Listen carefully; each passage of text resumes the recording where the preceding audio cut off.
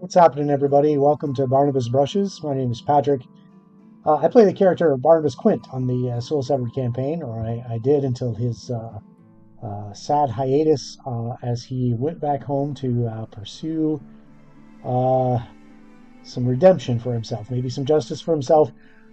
In the meantime, I'm here at this channel painting miniatures for the Elite Encounters tabletop RPGs.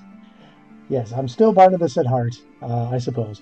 But anyway, the Elite Encounters, which you see the banner up there, they are also in the recommended channels below, is a live play tabletop RPG group that plays on Mondays at 6:30 Eastern, playing the Paizo Bloodlords Adventure Path, and also on Tuesdays at 6 o'clock Eastern, playing a homebrew adventure set in a homebrew world called Iota Dree, where Barnabas still resides.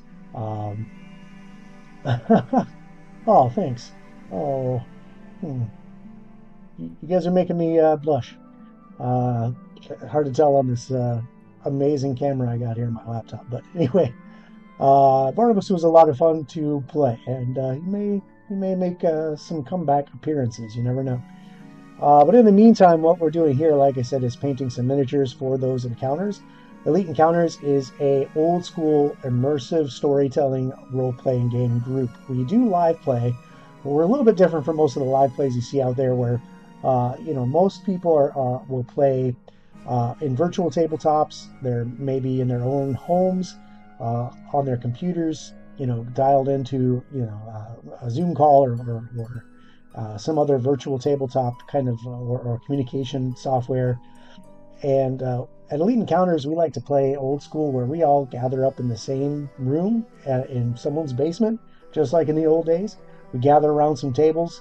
We have our character sheets, we have our dice, our pencils, our minis, and everything is old school. We got maps on the board that we move our miniatures around on. The only thing that's not quite old school is the technology we use to bring you those live plays and have them live on Twitch, and also simulcasted on YouTube. So you can always rewatch any episodes you've missed on YouTube. Just search for Elite Encounters. Uh, and Man, we've got a couple great campaigns going. Soul Severed has been going for about a year and a half now, over a year and a half. And Just a great story, lots of content there. And Bloodlords, we just finished episode 8. We just wrapped episode 8. So easy one to catch up on and get to where the current moment in the story is, where we just introduced a new cast member, a new character to the team, and so a lot of cool things are happening. So be sure to check us out. We also have a Patreon out there, so if you'd like to provide some financial support to the endeavors we have to bring you this content, please check that out. In the meantime, if you're watching on Twitch or YouTube, be sure to like, follow, subscribe, all those things. That helps us out a lot. So enough yapping, let's get to slapping. First thing on the table, as Chevy pointed out, a beholder. So right now, Barnabas Brushes, we are on a push to get to 50 followers here on this Twitch channel. We're very close. We've less than 20 to get there. So we're well over the halfway mark. But once we get to 50 followers, we're going to custom paint this beholder to one of those lucky followers chosen at random. We'll get in contact with them, decide how they want this miniature painted, and I will custom paint it to their specifications and send that to them to have a little bit of a thank you for helping support this little subsidiary channel of the Elite Encounters. But what we've been working on for the past few episodes is at the Soul Severed campaign, the United Souls group, this group of adventurers that's kind of cemented around Civil and Sunshine. And they're all, we have Chevy, we have Esteban, Ernelia, and I can't forget Avery and Azara, that damn flammable cat, all journeying together to collect these artifacts to end a war between gods. How that plays out, how they will end that war, we'll just have to find out. But they are well on their way to establishing this collection of artifacts. So very cool. The miniatures are kind of the next wave of those characters, as they have grown from first level adventurers and come together and solidified on this adventure, come to love each other, come to consider each other family. they've gained some new equipment, they've gained some new gear, they gained some new looks. So we're kind of painting wave two of the United Souls miniatures. So far, we've painted Chevy on air, we've painted Civil on air. So now we're going to move on to some other members of the team. And I think tonight I'm going to work a little bit on everyone's favorite bard. And I'm never going to get this full name right. Esteban. I'll just stop with Esteban because he's got. Let let me know. Esteban, uh, Jorge de la Cruz de la Vega. I don't know. It's got so many damn names. I can't keep real people's names straight. Okay, Evil. Hey, thanks for popping in. So we have started on Sunshine a little bit. So I'll show you kind of the progress we've made. Not a whole lot. We've got the flesh tones laid down. The interior of the cloak. We might fiddle a little bit with Sunshine tonight too. You never know.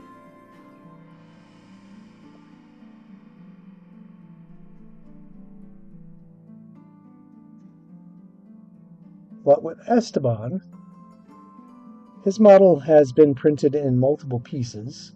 A lot of times they are printed on the base, but he was printed separate, I think because of the complexity of his cloak or overcoat. So we're going to work with him, but because he doesn't have a base yet. Yeah, they always give me the business, but that's what friends are for. Um, so we're going to work, like I said, on Esteban. And I have been informed that Esteban does, in fact, have a little bit of a mohawk going. So we're going to make sure we color this skin tone in on the back of his head. And we'll start there. So these have been primed with a slap chop technique, basically a black dry brushed up to white, to provide some underlayer, some underpainting for speed paint, army paint or speed paint. These are translucent paints, so having a little bit of an underpaint certainly does help these. Some miniatures, if you start out with like just a pure white model like this, if you speed paint on these, they might look just a little bit too vibrant for my taste. So I like to prime these in black and then get them back up to a white highlight and then start applying paint. Look how bright that is in reflecting that light.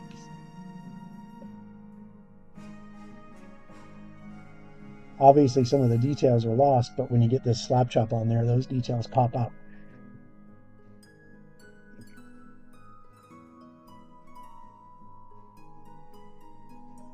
Well, I think Sunshine's new look, I wouldn't call it plain, right? I would say it's more elegant, right? She's going to have long, kind of flowing white robes. She's got some new weaponry.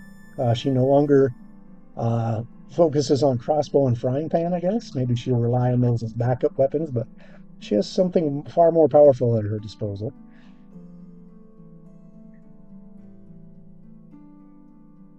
And there's also some new costuming that really kind of tie in the relationship, especially between Sunshine and Cyril, as they have bonded a lot more closely over this adventure. Stockholm Syndrome? I don't know. Just kidding.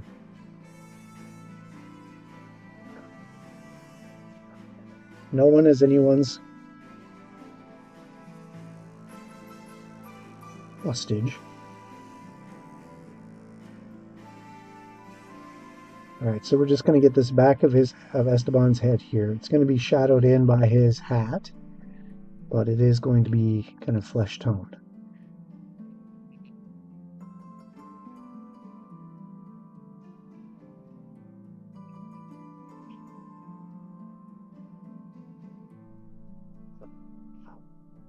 Okay.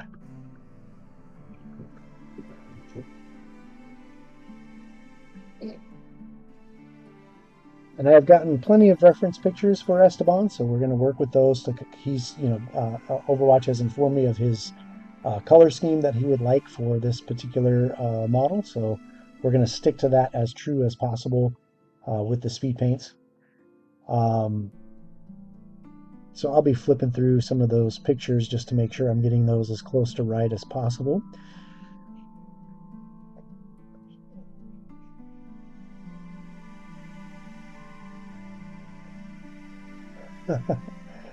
Kind of, yeah. We've had some discussions, and yeah, we might mix them up a little bit. But one thing is for certain, he does have this really jaunty hat with a big jaunty red feather in it. So that's where we're going to start, is with that jaunty red feather. Um, and what better color for that jaunty red feather than bright red, as I slam the paint down on the mini. So we'll start there with this bright red. We'll just need a tiny little bit, actually, for this feather.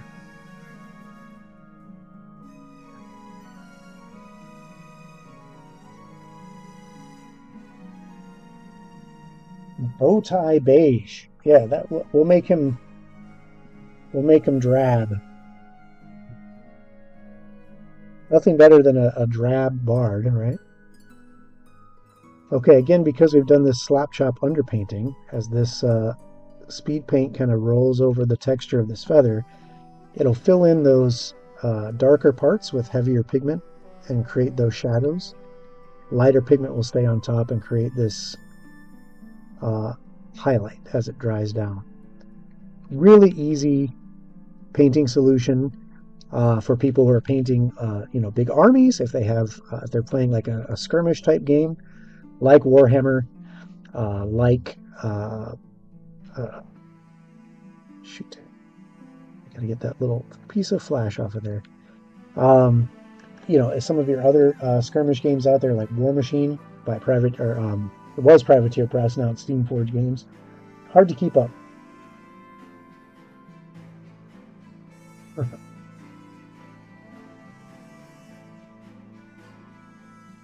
Okay, I think his hat band. It's hard to see in some of these shots. No, his hat band is black. Okay, cool. We got a top down of the hat too. Okay, so the hat and hat band is black. Piece of cake. He does have these red kind of straps on his boots. So we'll get those while we have the bright red kind of still workable.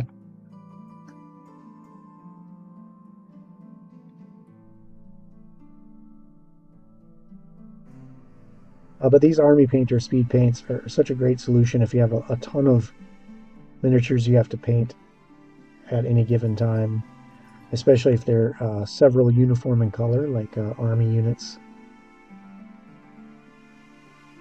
A lot of people, there's all kinds of skirmish games out there, all kinds of genres. There are World War II games, there are tank-based World War II simulation games, Warhammer, as I mentioned.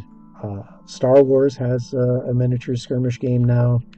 You name it, Speed Paints really makes painting these armies for those games so much easier, so much faster. Get nice looking models on the table just in time for tournaments or big old game day at your friend's house. I've seen these used for Battletech, which is, everybody knows Battletech, right? Big stompy robots. There's also going to be a Gundam miniature skirmish game coming out.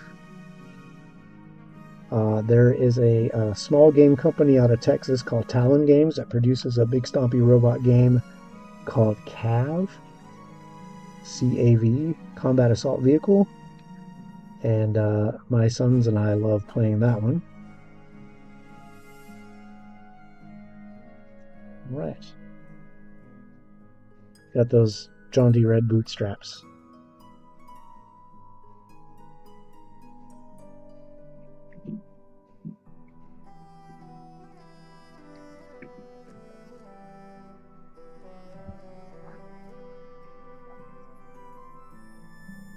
Always clean your brushes between colors. Just some nice clean water. Wipe it out on a paper towel. At the end of your session, you can use some brush soap and get all that extra gunk out of your brush and make them nice and clean. Keep the shape of your bristles. Yeah, okay. Very cool, TJ. Yeah, there's yeah, well, you know it's coming. My son is big into the gunpla building as well. He's got several kits in his room here, several kits in his room in his mom's house. Um, so yeah, we're looking forward to seeing how that one plays as well. I don't know if that's going to be a Gen Con this year. It might release at Gen Con. I know there was a Kickstarter, um, but yeah. Hey, nerds and our obsessions. We like to collect stuff. We like to obsess over stuff. Sometimes we like to hyperfixate on stuff or hyperfocus on stuff. That's just what makes this culture so great.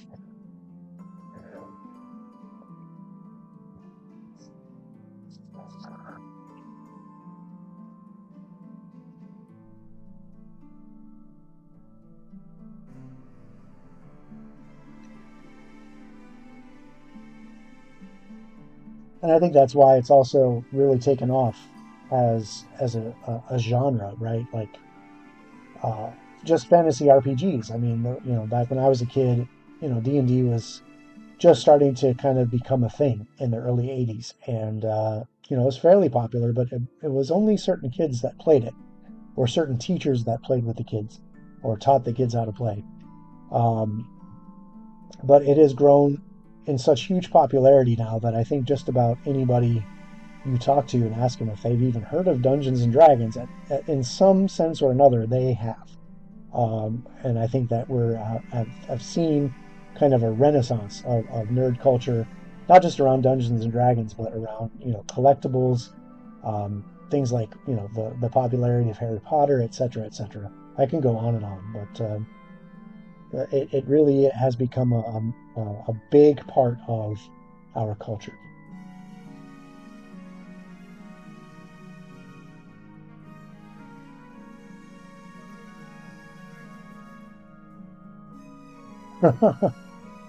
Yeah, yes, that was a great time to be into Dungeons and Dragons at that moment, and I was in fact banned from playing it. You see how that turned out.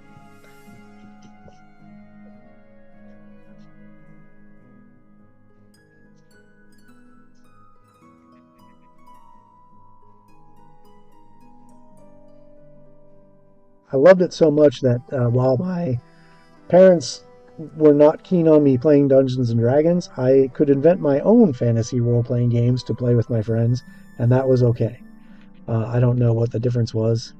Maybe the I didn't have commissioned artwork that showed like demonic figures or whatever. I don't know, but at any rate, um, yes, what a great time to be alive. I think there's always going to be some piece of culture that will always be vilified uh, for being evil, right? Well, we have since found out it's actually very good for you to play these types of games. It's therapeutic, it fosters team building, imagination, coordination, planning, teamwork, understanding various ways and approaches of problem solving, and respecting diversity in how people think about problem solving. Yeah, Vampire was definitely a whole nother level from D&D for sure.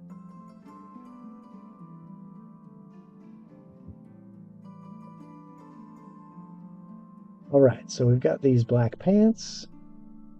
He's got.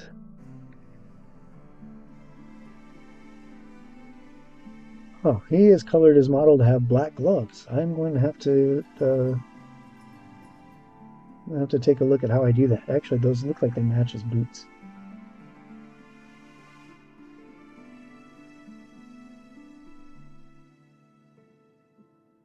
All right, and then we definitely have black trim on the coat.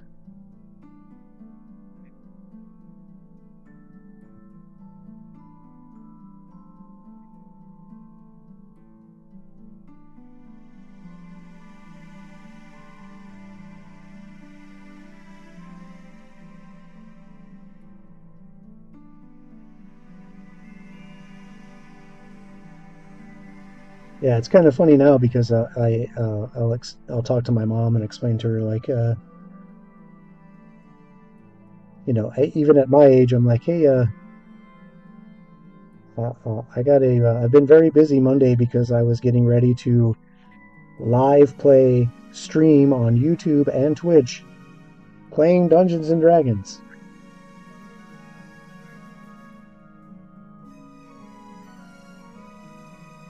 But she thinks it's pretty cool now.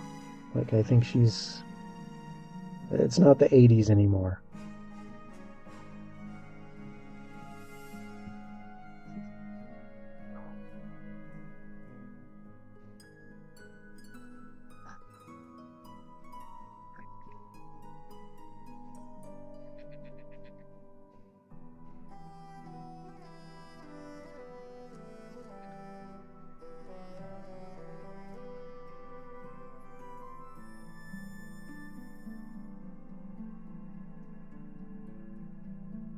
It's definitely a lot of nostalgia looking back on our childhood, especially those of us that grew up in the 80s. It was definitely a fun time to be a kid, but at the same time, it was sometimes scary to be a kid in the 80s.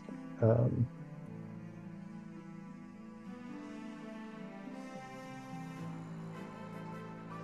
but here we are, we've made it 40 some years later.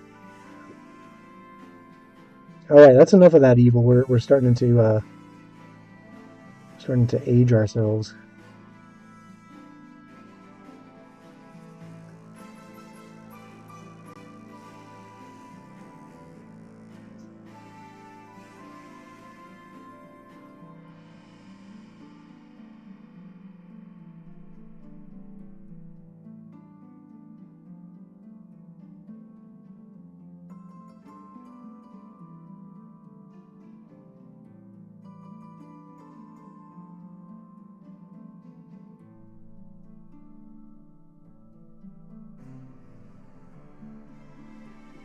Yep, yep. Times have definitely changed, Sunshine. There are definitely RPG groups at school. Um,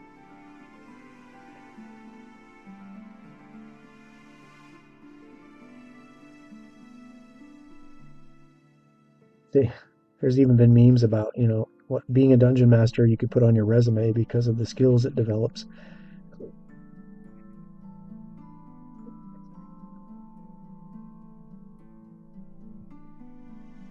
And yes,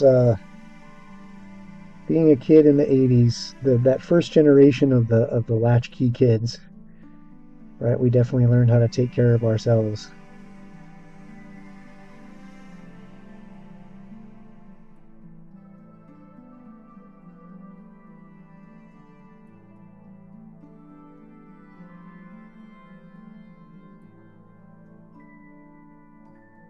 Huh. To be fair, Dumbledore is pretty demonic. Just kidding.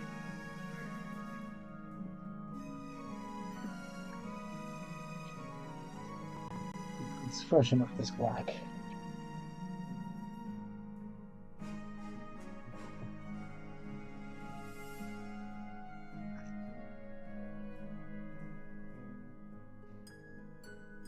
I know with BattleTech there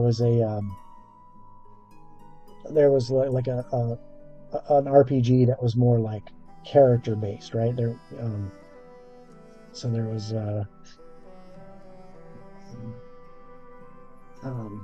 what was that? So there's BattleTech, which was the robots, but then there was also the kind of the pilot RPG of that. Mech Warrior, right? Um, I don't know if there's something similar for that for Gundam, where you build the actual Gundams, or you RPG as like the pilots. Yeah, that's also definitely part of the joy of nerd culture is sharing it with your friends, right? Bonding over those shared obsessions.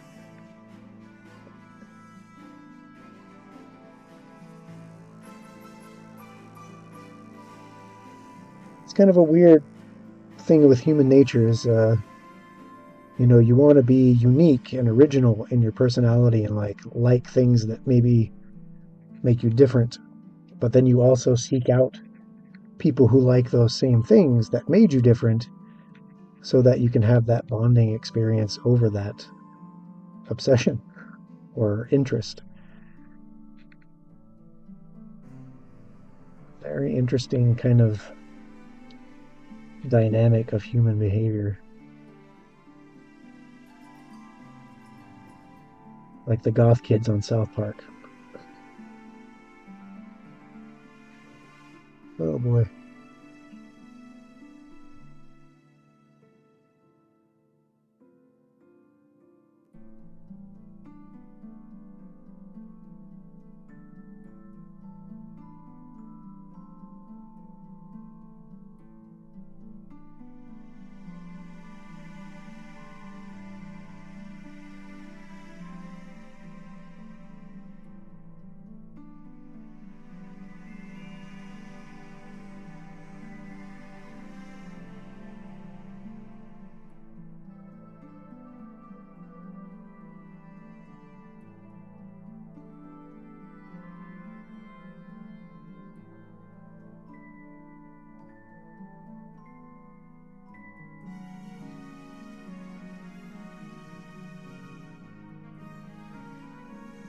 Looks like his tufts are black as well. So we'll get that done.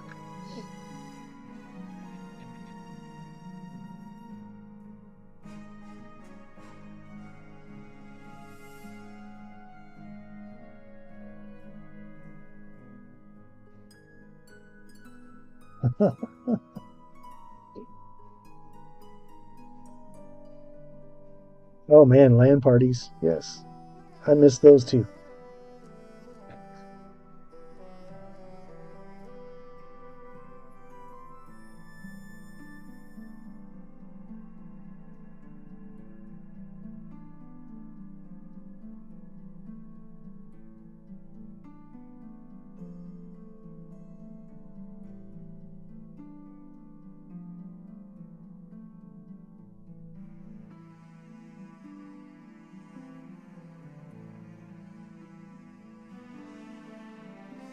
When LAN parties were a thing at my house, our 1/3 of our basement was converted to PC gaming area.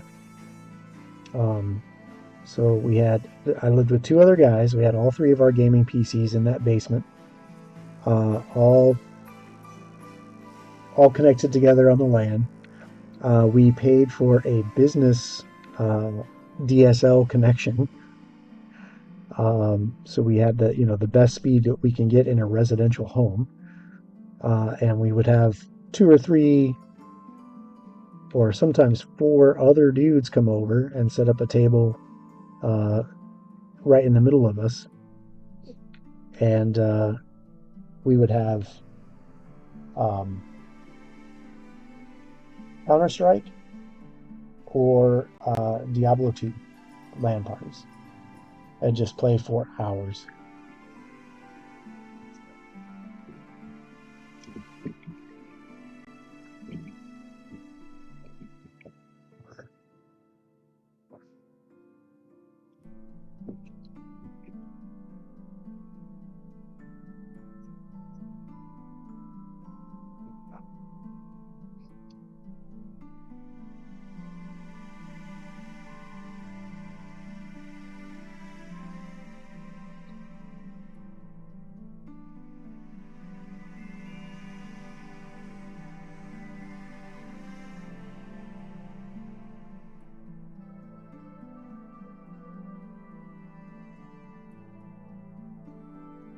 So fun.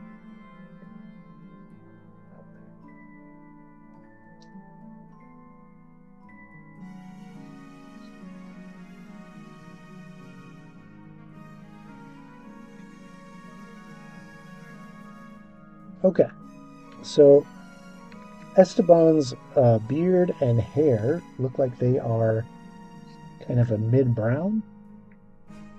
So we'll do that next.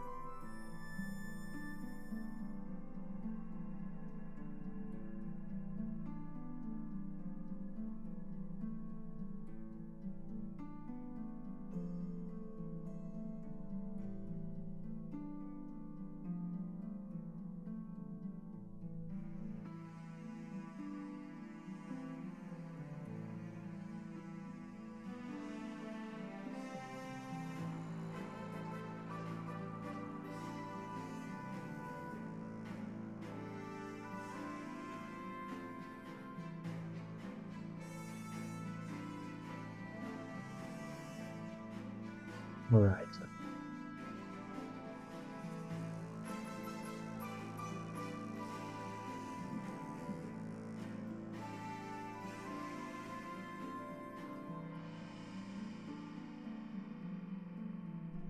And he's got some very dark brown boots, so we'll do those next. And the dark brown I like to use is this satchel brown out of the Army Painter line. Really nice, rich, dark brown.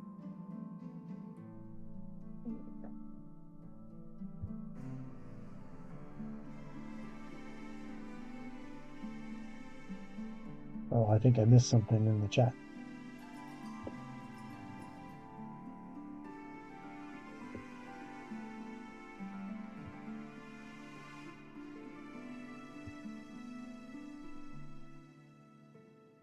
Oh, let's see if I can.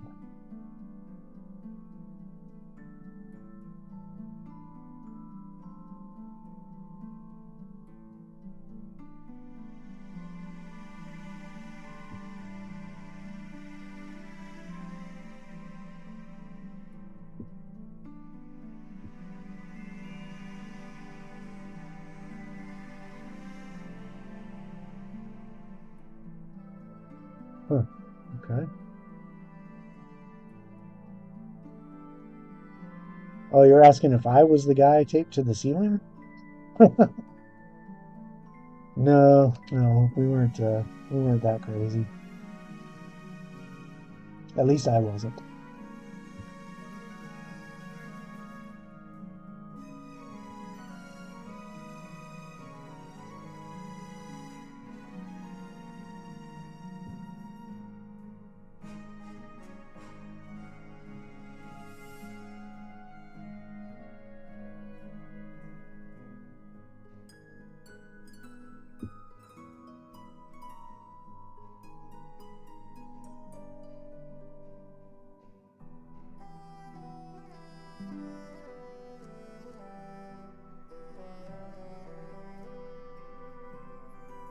It was definitely it's definitely a good time. I wouldn't say it got rowdy, but there were times when certain individuals might get a little ragey if they didn't get you know a drop they wanted, or if they were being felt like they were being camped.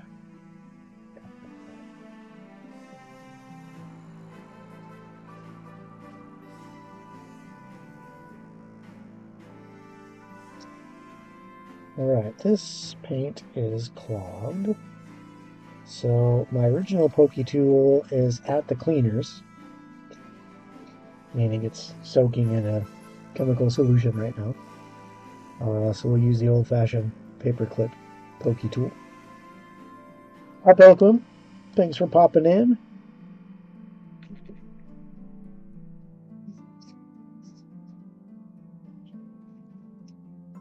The girls have a soccer game.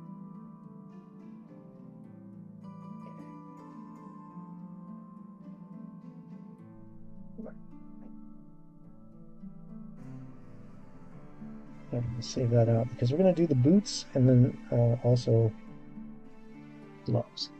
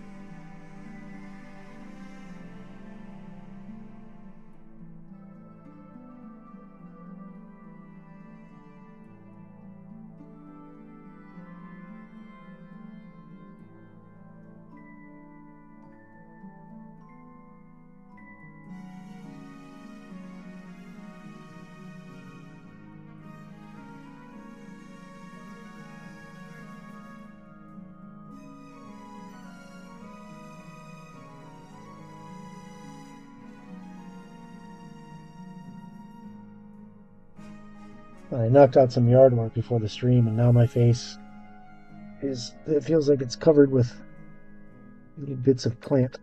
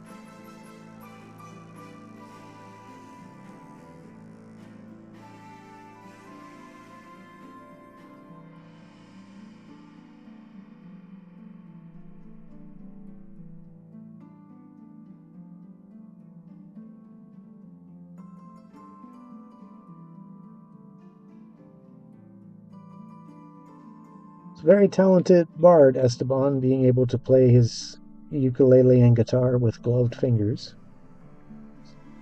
I can't do it.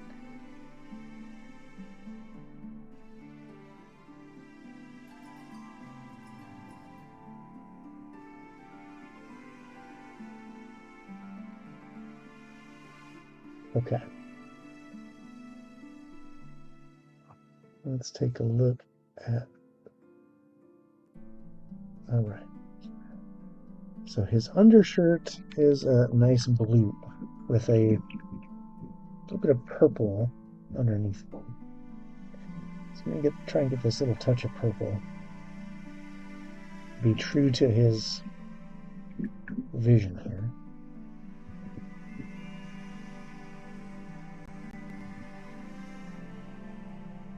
We use a Hive Dweller purple for this, just this little tiny bit like a cravat under his neck here.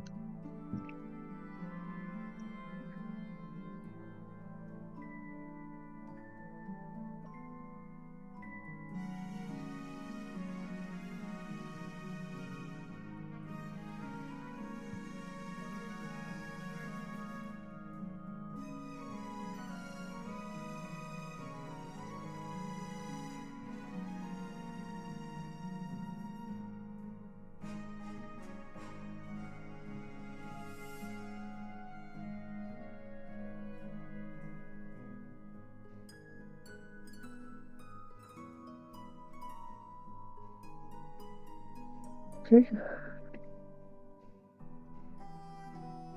Now his tunic underneath.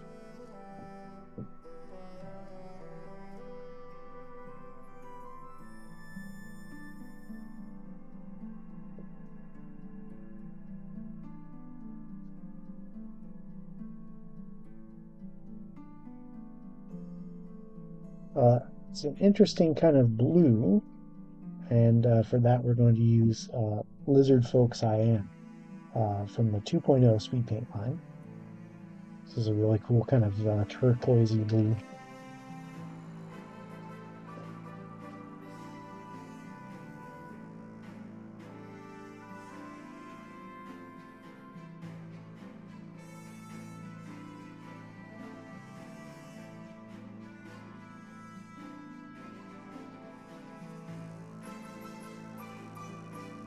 And we can get another palette.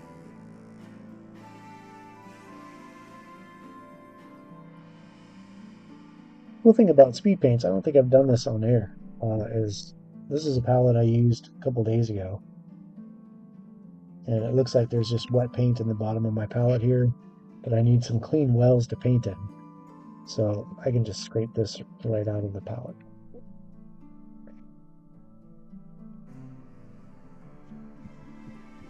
Some people that I've seen online, watch this. That's the whole thing. Ooh, clean palette. they use pop sockets, or not pop sockets. What are those things called? Fidget popper? I don't know. God damn the kids. Uh, those little rubbery poppet things where you just pop the bubble down and pop it up and pop it down and pop it up. Um, they use that as their palette because once the paint dries on one side, you can just go and pop it, and it pops out the paint.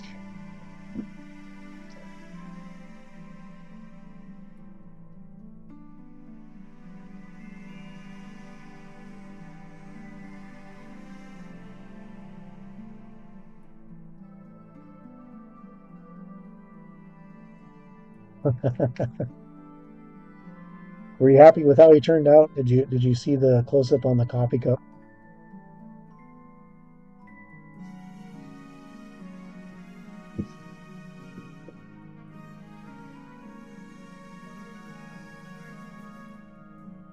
It was kind of fun to paint.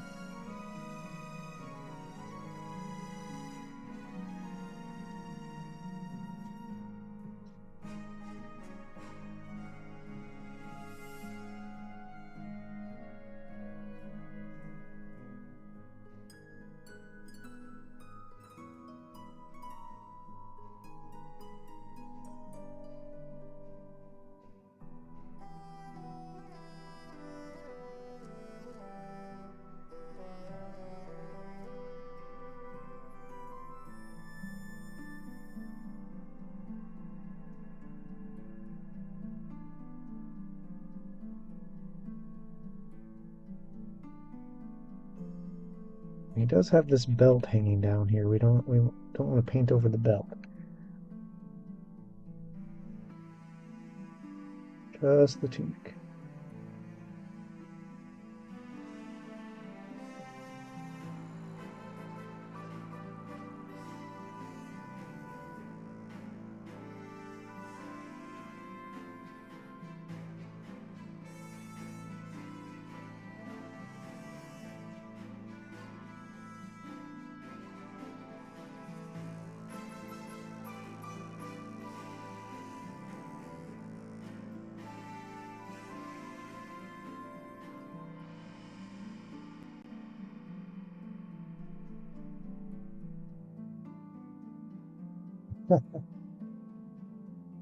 Oh, sometimes the cool thing about painting on stream is you definitely know when it's time to cut your nails.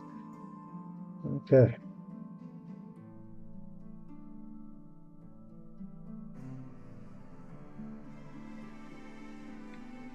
Now, I will say I've been instructed by Overwatch to paint the overcoat a slightly different color from the bright red that we're used to, just to kind of make him, stand out from other characters on the table when these minis are on camera.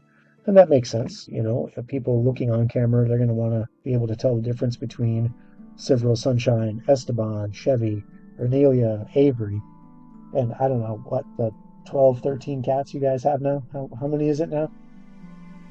I, I can't keep up. I think it's three. I'm being facetious. But yeah, we want to make them a little bit different, right? So he's asked for a kind of a burgundy coat instead of the bright red. So to achieve that,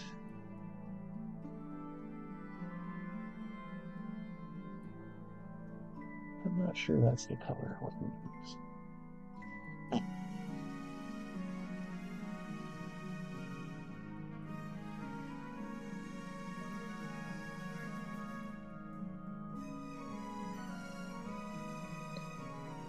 Let's see. You specified burgundy, so I'm gonna go to I have some paint tools that I can input some information, and it will kind of find me some good color matches.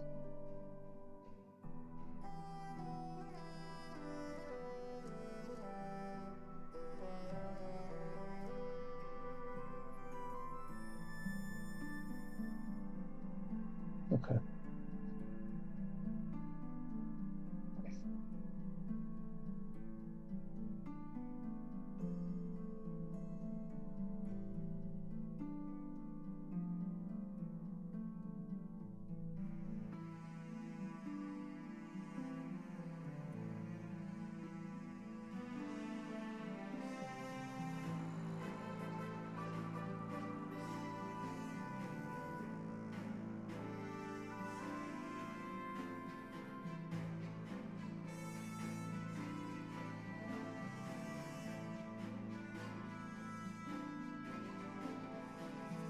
Okay, so I think to achieve this, we're going to use a color from the 2.0 line called Murder Scene. That is kind of a burgundy color that we're shooting for here. So let's give this a go.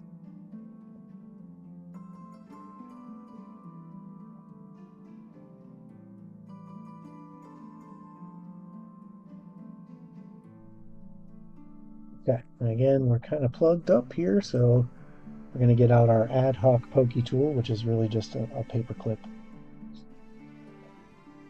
Not the official Reaper Miniatures pokey tool. That one is being cleaned. And to clean that, like anything that's been kind of covered in paint and needs a really good paint stripping, uh, if you have and this even works on miniatures. If I have a miniature I painted out that I'm not happy with the colors I got or the final job, I can strip that paint off by soaking it for a day or two in a jar full of something called Simple Green. Simple Green's a cleaning solution you can grab at any hardware store. I think you can even get it at like the Dollar Tree. Um, but man, that stuff is potent, and you just soak your model in there overnight, and then hit it with a toothbrush, and that stuff comes right off. Especially speed paint, just comes right off down to the even the primer will come off, and then you can start over. And my pokey tool has a few years of paint pokey. Oh, hi, Mr. Ant. Thanks for popping in, Mr. Ant. Please click like and subscribe, Mr. Ant. Okay. Yeah, that would certainly do the trick. Uh, I'm not going to use anything as caustic as brake fluid to get this job done. Simple Green just does the trick. But you hit it with a toothbrush and it strips that paint off, and then you can, repaint your mini. And that's worked wonders because I've had a few models that I was, once I got done, I was like, oh, I'm really unhappy with this. I would like to do a do-over.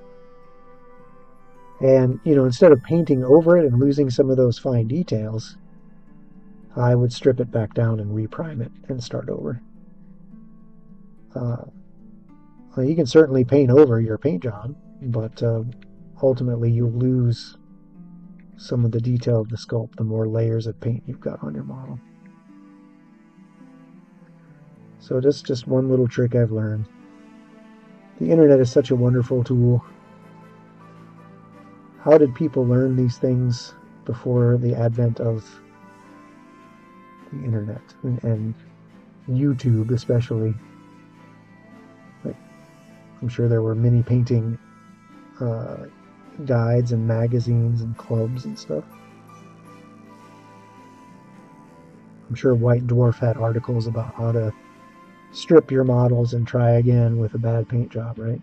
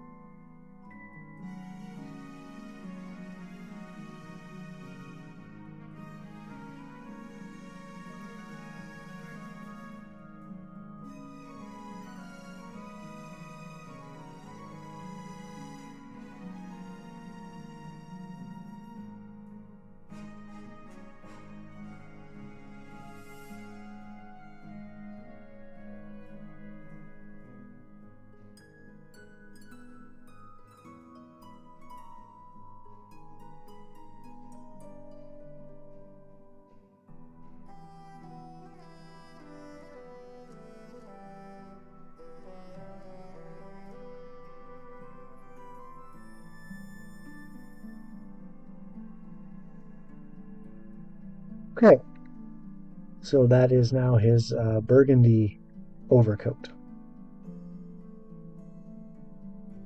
We'll let that dry down a little bit, and we'll work a little bit on some of the other details, like these buttons on his overcoat and buckles on his boots, his belt. We'll work on his ukulele off air, and we just might have us an Esteban done for next week.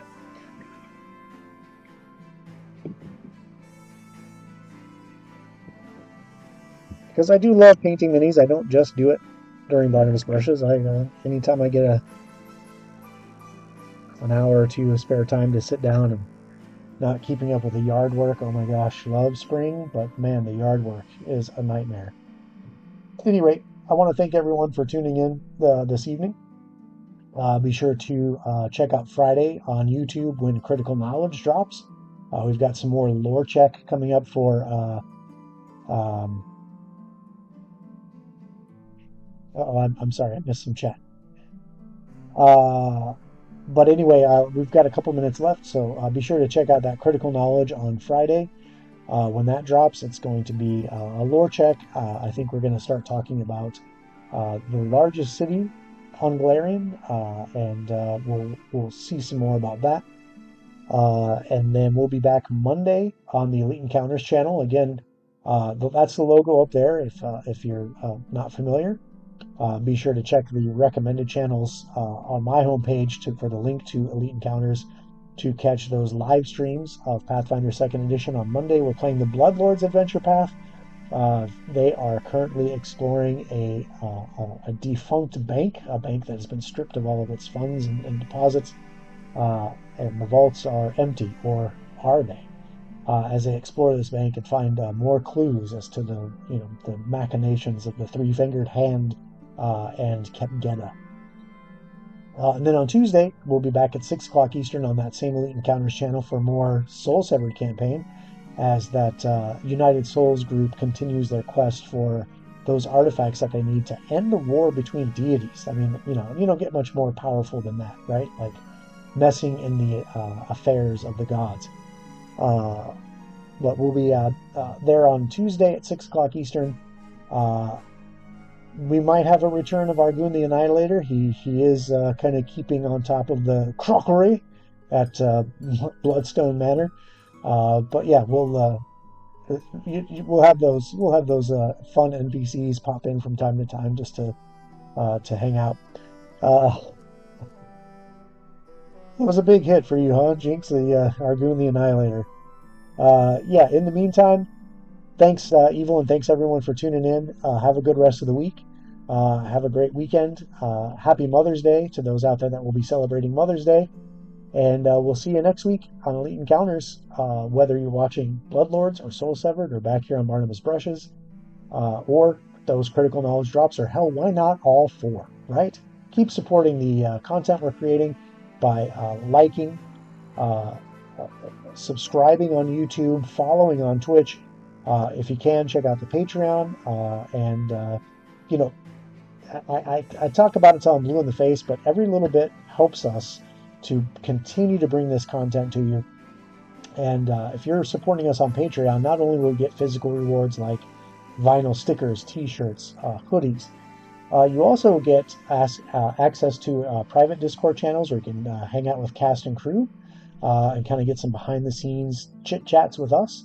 And you also get the ability to potentially name NPCs or places in the world, whether it's Iota Dree or even some things in Galarian that don't have names or need some names.